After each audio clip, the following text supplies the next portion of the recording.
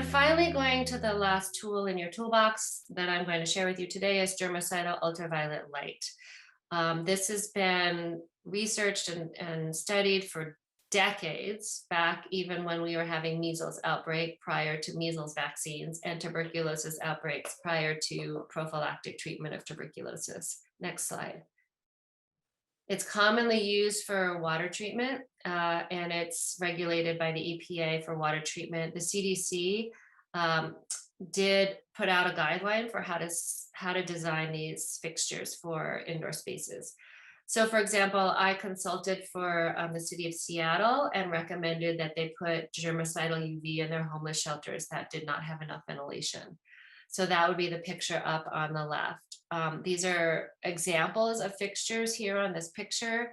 And what I'm talking about today, which is a very nice way to supplement your air cleaning in dental offices, is to install these devices so that they irradiate the upper zone of your space, and then the occupied space is safe because you're not being exposed to the UV, which if you're overexposed over 8 hours can cause some eye and skin irritation. So you want to control it and make sure you're installing them by certified installers and companies.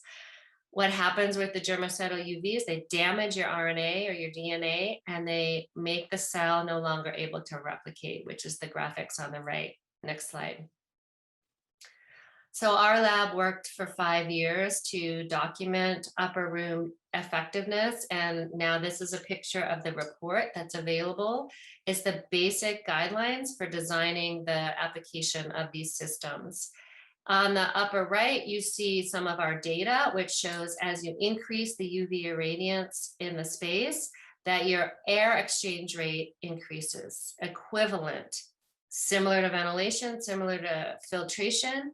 So here with 5 fixtures in a 30 square cubic meter room, I get 17 air changes per hour by 5 fixtures, which maybe cost $1,000 each. So for $5,000, I've got 17 air changes per hour in my space.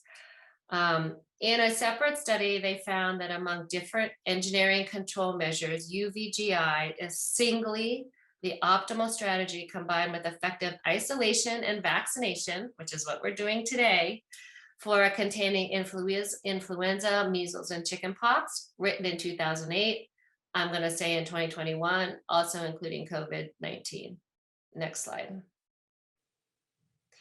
Here's just a documentation of 2 recent studies that showed the upper room germicidal UV prevented infection disease. So in Africa, there was a study to show it prevented TB, and on the right, it disrupted influenza disease by 90% in a VA facility. Next slide. And these are all the resources that I've provided over the past year of the pandemic, starting back in April when we wrote a letter to the WHO, trying to get them to realize this was airborne. Luckily, it took them, 12 months to figure that out. So here we are today, and I hope you all have your vaccine. And that's all I got to say for you today. Thank you.